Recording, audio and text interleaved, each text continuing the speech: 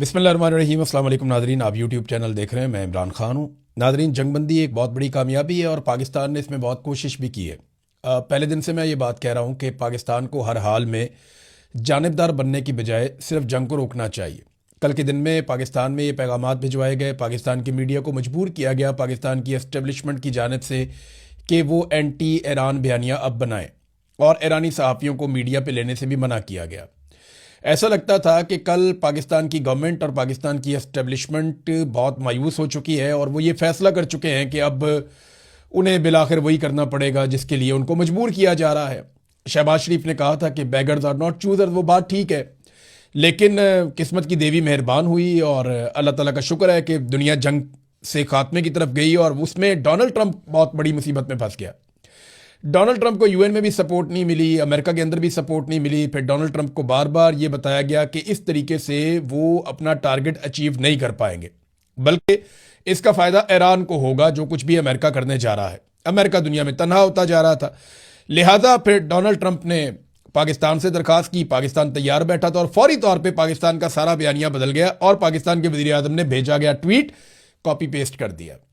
ये पाकिस्तान को बहुत बड़ी इज्जत मिल जाती, बल्कि मिली है पाकिस्तान को इज्जत। पाकिस्तान एक बड़ा इंपॉर्टेंट मुल्क है, पाकिस्तान की बड़ी अहमियत है। हम एक एटॉमिक पावर है, हमारे पास एक बड़ी फौज है, एक बड़ा मुल्क है जहां बहुत सारे वसाइल हैं। 25 करोड़ लोग पाकिस्तान में रहते हैं, कोई छोटा मोटा मुल्क नहीं है, एक बड़ा और तगड़ा मुल्क है। पूरी दुनिया में पाकिस्तानी शहरी रहते हैं, 1 करोड़ के करीब पाकिस्तानी पूरी दुनिया में फैले हुए हैं।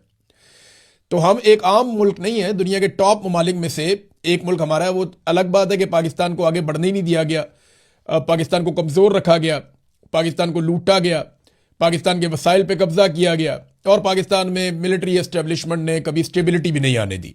बहरहाल शहबाज शरीफ की कॉपी पेस्ट वाली हरकत ने कई किए किराए पे जो है वो पानी फेरा, मगर अच्छी बात यह है कि जंगबंदी हो गई। अब जंगबंदी हो गई है तो फौरी तौर पर पेट्रोलियम मसनूआत की कीमतें नीचे गई हैं। तो पहली उम्मीद तो यह है कि शहबाज शरीफ से कि पेट्रोलियम की जो कीमतों में पाकिस्तान में इन्होंने इजाफा किया था वो फिल फौर वो इजाफा वापस लिया जाए। लेकिन जब इजाफा किया था तो फौरन कर दिया था। हालांकि इन्हें बताया जा रहा था कि पुराना पेट्रोल अभी मार्केट में पड़ा हुआ है, अभी पाइपलाइन में पड़ा हुआ है, आपके पास बहुत सारा पेट्रोल मौजूद है, ये हरकत ना करें। तो इन्होंने कहा नहीं जी, हमने तो आइंदा भी तो खरीदना होता है, तो हम अभी महंगा करेंगे। इन्होंने पहले ही महंगा कर दिया। अब इसी तरह से जब पेट्रोल सस्ता हो रहा है आलमी मंडी में, तो इनको फौरी तौर पर सस्ता करना चाहिए। और याद रहे, इस पूरी जंग के दौरान कभी भी पेट्रोल उतना महंगा नहीं हुआ जितना महंगा इमरान खान साहब के दौरे हुकूमत में हो गया था। लेकिन इमरान खान के दौर में जब उन्होंने इक़्तिदार छोड़ा, तब भी जो पेट्रोल की हाईएस्ट प्राइस थी वो 150 रुपए फी लीटर थी। तो आज तो फिर 150 से नीचे जानी चाहिए, क्योंकि अभी तो उससे कम कीमत है पेट्रोलियम मसनूआत की और लगातार नीचे की तरफ जाएगी। तो ये पाकिस्तानियों को इसका बेनिफिट मिलना चाहिए, तभी पाकिस्तानी खुश होंगे और पाकिस्तानी इसको सेलिब्रेट करेंगे। बहरहाल जंगबंदी हो गई। अमेरिका की जानिब से अलग अलग बयान आ रहे हैं कि किसका क्या किरदार था। पाकिस्तान के प्राइम मिनिस्टर ने दोस्त ममालिक का शुक्रिया भी अदा किया। तमाम लोग जिन्होंने इसमें मेहनत की उन सब का शुक्रिया अदा किया। सब एक दूसरे का मुबारकबाद दे रहे हैं, एक दूसरे का शुक्रिया अदा कर रहे हैं। लेकिन सबसे पहले जो शुक्रिया अदा किया जाना चाहिए वो पाकिस्तानी कौम का शुक्रिया अदा किया जाना चाहिए, जिसने पाकिस्तान की हुकूमत को और रजीम को मजबूर किया कि वो जानिबदारी के बजाय जंगबंदी की तरफ आगे बढ़े। ये पाकिस्तानी अवाम का शुक्रिया जो फिरका वारियत में फंसने की बजाय इकट्ठे होकर खड़े हो गए और इन्होंने हर किस्म के इख्तलाफात को पसे पुश्त डाला और जंगबंदी के लिए दबाव डाला पाकिस्तानी हुकूमत पे। और पाकिस्तान की हुकूमत इसकी कोशिश करती रही, जिसका क्रेडिट हुकूमत को मिलना चाहिए। अमेरिका से अलग अलग किस्म के बयान आ रहे हैं और यह भी दावा किया गया ट्रंप की जानिब से कि जो ईरान को राजी किया गया है वो चाइना की जानिब से राजी किया गया है। यानी अब यह कहा जा रहा है कि चीन भी इसमें एक गारंटी है, यानी चीन की जानिब से भी इसमें एक गारंटी शामिल है कि अब ये जंगबंदी जो है वो लंबी चलेगी और दोबारा लड़ाई नहीं होगी और जो ईरान के मुतालबात हैं उनके ऊपर गौर किया जाएगा और ईरान को बहुत कुछ इसमें मिल भी जाएगा। अमेरिकन बयान दे रहे हैं कि हम जीत गए हैं, हमने तबाही फेर दी है, हमने ईरान की सलाहियत ख़त्म कर दी है, अब वो कभी भी एटमी कुव्वत नहीं बन सकेगा। वो तो आयतुल्लाह अली खामनाई जब जिंदा थे तो उन्होंने ये फतवा दिया हुआ था कि ईरान कभी भी एटमी कुव्वत नहीं बनेगा। वो तो उन्होंने वैसे भी नहीं बनना था। फिर उन्होंने ये कहा जी कि ईरान ने मिन्नत तरला किया, उसके बाद फिर हमने जंगबंदी की है तो हम बड़े ताकतवर हैं, हमने अपनी ताकत का सिर्फ 10% इस्तेमाल किया, हमने ईरान को मुकम्मल शिकस्त दी है, हमें बहुत बड़ी कामयाबी मिली है। डोनाल्ड ट्रंप ने वो कर दिखाया जो कोई भी अमरीकी सदर कभी भी नहीं कर सका। 40 दिनों के अंदर डोनाल्ड ट्रंप ने करिश्मा करके दिखा दिया। ये अमेरिका के स्टेटमेंट हैं, ऊपर नीचे आ रहे हैं, डोनाल्ड ट्रंप के अपने स्टेटमेंट भी आ रहे हैं। डोनाल्ड ट्रंप ने एक तो ये भी कह दिया जो ईरान को हथियार देंगे उनके ऊपर 50% टैरिफ भी हम लगा देंगे। लेकिन असल में क्या होने जा रहा है वो मैं आपको बता देता हूं कि देखें, इसराइल का, मैंने कल भी आपको कहा था जब ये जंगबंदी हुई थी तो मैंने आपको यही बात कही थी पिछले वीलॉग में कि इसराइल पे नजर सबको रखनी पड़ेगी। खास तौर पे अमेरिका को इसराइल को रस्सा डालना पड़ेगा, उसे काबू करना पड़ेगा, उसे रोकना पड़ेगा कि वो हमले बंद कर दे। क्योंकि ईरान ने जो अपनी शराइत दी हैं उनमें एक शर्त यह भी है कि लबनान के ऊपर फौरी तौर पे जो इसराइल हमले कर रहा है वो भी बंद किए जाए। लबनान में हिजबुल्लाह की और इसराइल की लड़ाई चल रही है। हिजबुल्लाह ने इस जंगबंदी का खैर मकदम किया और हिजबुल्लाह ने फौरी तौर पे जंगबंदी कर दी है। अब अमेरिकी मीडिया ये रिपोर्ट कर रहा है कि हिजबुल्लाह की जंगबंदी के बावजूद अमेरिकी मीडिया के मुताबिक इसराइल जो है वो हमले कर रहा है। और इसराइल के जो चीफ ऑफ जनरल स्टाफ हैं उन्होंने कहा कि वो पूरे अज़म के साथ शुमाली इसराइल के शहरियों की हिफाजत के लिए हिजबुल्लाह पर हमले जारी रखेंगे। और इस वक्त इसराइल लबनान पे शदीद तरीन हमले कर रहा है और ये हमले बंद करना जंगी शराइत में शामिल था। अब अगर ये शर्त पूरी नहीं की जाती तो फिर ईरान की जो फारस न्यूज़ एजेंसी है उन्होंने एक दावा किया ईरानी मिलिट्री सोर्सेज की जानिब से कि इस पर ईरान अपने रद्दमल की तैयारी कर रहा है कि अगर इसराइल बाज नहीं आता और वो लबनान के ऊपर या हिजबुल्लाह के ऊपर लगातार अपने हमले जारी रखता है शहरियों पर, तो फिर ईरान रिटेलिएट करेगा। देखिए, जंगबंदी के बाद भी धमाके होते रहे। कुवैत ने इसकी शिकायत की है, बहरीन ने की है, यूएई के अंदर शिकायत की गई है, ईरान के अंदर शिकायत की गई है। ईरान में एक और हमला किया गया और ईरान का एक जजीरा है जहां पे एक अटैक होता है। लवान ऑयल रिफाइनरी है, यहां पे अटैक होता है सीज फायर की अनाउंसमेंट के बावजूद ईरान पे। उसके बाद ईरान अटैक करता है, 2-3 मुल्कों में उसके ड्रोन जाते हैं, वहां जाकर हिट करते हैं। लेकिन देखिए, जंगबंदी जब होती है इतने बड़ी जंग के बाद तो इस तरह के इक्का दुक्का वाकयात होते हैं। इनको आप जंगबंदी की ऐसी खिलाफ वर्जी नहीं कह सकते। लेकिन जो इस वक्त इसराइल पॉलिसी के तहत लबनान में कर रहा है वो बहुत खौफनाक है। उसको पूरा वेस्टर्न मीडिया रिपोर्ट कर रहा है और वो ये बता रहे हैं कि सैकड़ों लोग मुतासिर हुए हैं एक दिन में। यानी अब तक इसराइल ने लबनान पे कोई भी ऐसा खौफनाक हमला नहीं किया था जो हमला इसराइल ने लबनान पे अब कर दिया। इस हमले की शिद्दत इतनी ज्यादा है और इतना शदीद हमला है कि सैकड़ों शहरी जो है उनके बारे में बताया जा रहा है वो या तो शहीद हो गए हैं या जख्मी हो गए हैं। और नुकसान का अंदाजा लगाने के लिए भी वहां जाना मुश्किल है क्योंकि बड़ी शदीद बमबारी इसराइल कर रहा है इस वक्त। ये लबनान से खबरें आ रही हैं। अब इसके ऊपर ईरान रद्दमल देगा। अमेरिका को फौरी तौर पे इसराइल को रोकना पड़ेगा। अब नाज़रीन आ जाए आबनाए हुर्मुज़ पे। ये वो एक नुक्ता था जहां पे आगे सबके सींग फंस गए थे। अमेरिका की बड़ी बेइज्जती होती थी अगर आबनाए हुर्मुज़ नहीं खुलती। उधर ईरान जो है वो उसको जकड़ के बैठ गया था, हम इसको नहीं खोलते। अच्छा नाज़रीन, इसमें एक दावा किया जा रहा है कि अब ईरान यहां पे पैसा वसूल करेगा। ईरान यहां पे $1 फी बैरल लेगा और कोई कहते हैं इसके अलावा भी फीसें होंगी और ये पैसा ईरान अपने इंफ्रास्ट्रक्चर के ऊपर इस्तेमाल करेगा। तो ये सोने की एक चिड़िया है जो उनके हाथ लग गई है और उन्हें आइडिया हो गया कि यहां से वो पैसे कमा सकते हैं। वो एक मिसाल है ना कि कुब्बे को लात मारी, उसका कुब भी निकल गया। तो ये ईरान को एक फायदा है। कुछ आलमी रिपोर्टें हैं वो ये दावा करती हैं कि ईरान यहां से $500 अरब का टूल इकट्ठा कर सकता है।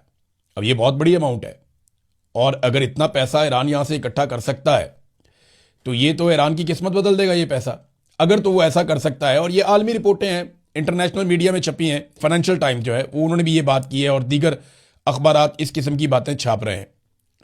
अब इसमें एक जर्नलिस्ट हैं जिनका नाम है जोनाथन कार्ल। उन्होंने डोनाल्ड ट्रंप से आज सुबह बात की और उन्होंने डोनाल्ड ट्रंप से पूछा कि क्या वो ईरानियों की जानिब से आबनाए हुर्मुज़ से गुजरने वाले तमाम बहरी जहाज़ों पर टोल यानी महसूल वसूल करने के फैसले पर मुत्तफिक हैं। तो उन्होंने मुझे बताया कि टूल वसूल करने के लिए अमेरिका और ईरान का एक मुश्तरका मंसूबा हो सकता है। यानी अमेरिका और ईरान मिलकर वहां से टूल वसूल कर सकते हैं कि अमेरिका भी इसमें से कमा ले, ईरान भी इसमें से कमा ले। तो अरब ममालिक को क्या मिला? बड़ा सवाल तो यह है। लेकिन चले पहले पूरा स्टेटमेंट आप देख लें। हम इसे एक मुश्तरका मंसूबे के तौर पर करने का सोच रहे हैं। यह इसे महफूज बनाने का एक तरीका है और बहुत से दूसरे लोगों से भी महफूज रखने का एक तरीका है। यह एक खूबसूरत चीज है।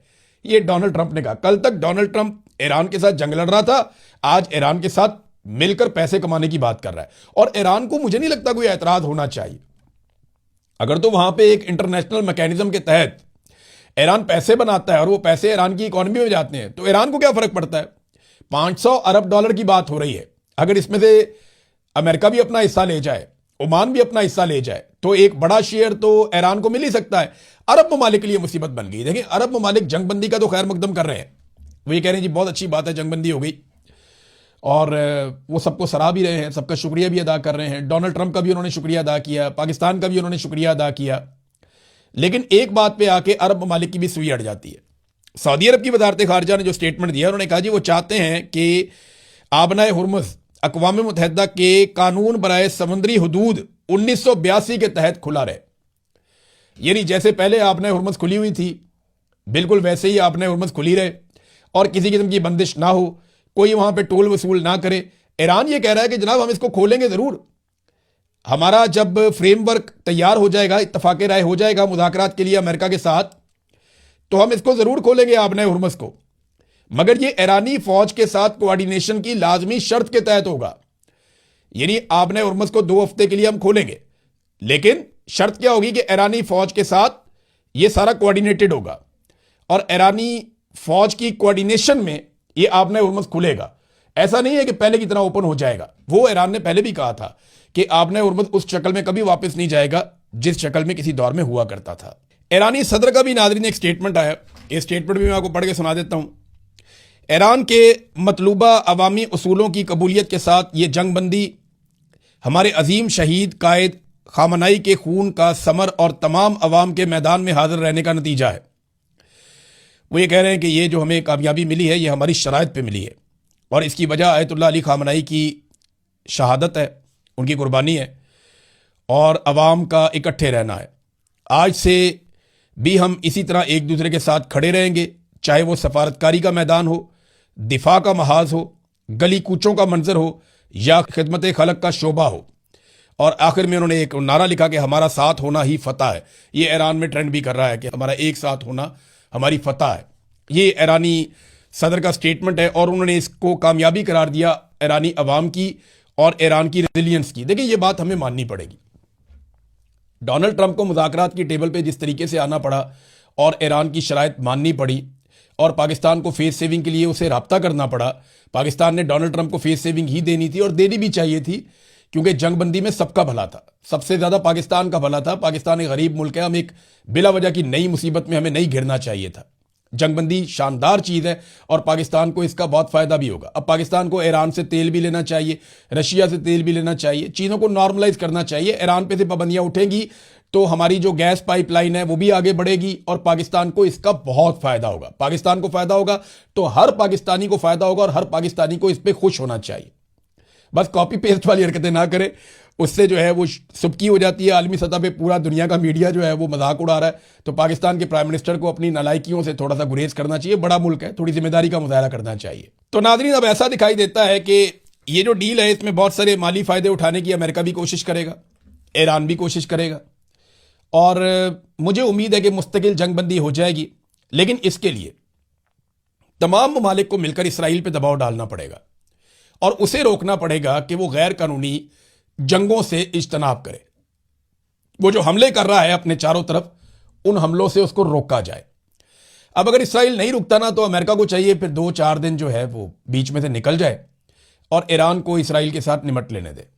तो 4 दिन के अंदर इसराइल की तबीयत मुझे लगता है ठीक हो जाएगी, क्योंकि वो अकेला कभी भी, ये राना सनाउल्लाह ने बात की थी, बात गलत नहीं की थी, कि अगर अमेरिका बीच में से निकल जाए तो ईरान की 1.5 घंटे की खुराक है इसराइल।